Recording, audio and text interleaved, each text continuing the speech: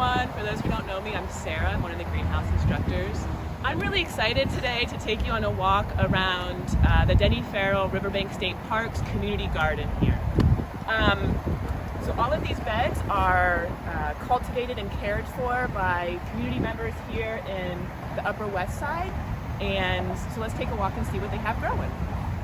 Looking at this bed here, you'll see some crops that we often grow at the greenhouse garden. We have basil that's coming to flower. So right here we have beautiful amaranth with purple hyacinth bean growing up within it. We have this growing in a couple of our greenhouse gardens there on the island.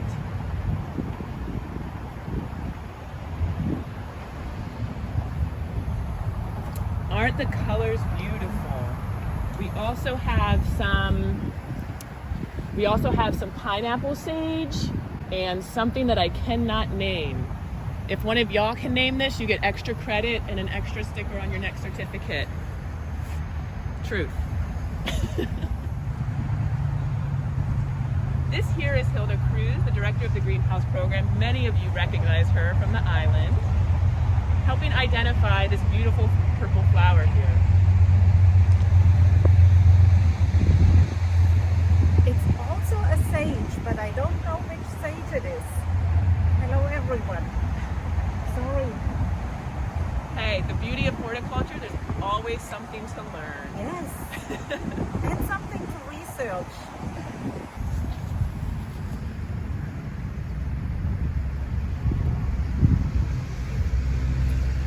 Now we're moving on to another bed with perhaps one of the largest watermelons that I have ever seen growing. You can see that this gardener had some experience with this and created like a net to hold the weight so it does not pop off of this stem here. And over here we have another very large watermelon. You can buy it for size. In this garden here, we have a number of greens, some of the stuff that was planted in your seed starting tutorial earlier. We have some kale, we have some Swiss chard here. I would imagine they put these marigolds right down here to help with some pest deterrent. So we did a little IPM, which we've talked about both in class and in the workbooks. Some more basil and some beautiful eggplants in the Solanaceae family, which we talked about in our last workbook. Look at the size of this sunflower. Guys at RNDC, you guys have seen sunflowers this tall. We grew them, remember? Women at Rosie's, also some beautiful, huge sunflowers. Sunflowers are considered composite flowers, which means they're made up of a bunch of small little flowers into one large head. Always a crowd favorite are the zinnias.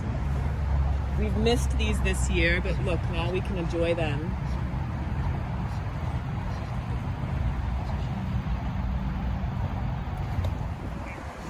Anyone name this? We have many of these growing at our greenhouse garden out on Rikers.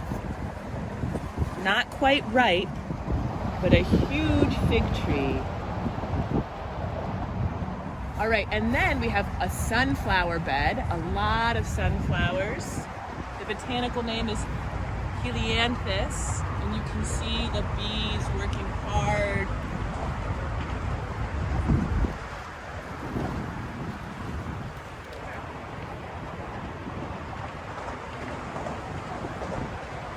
Looking for nectar, gathering pollen.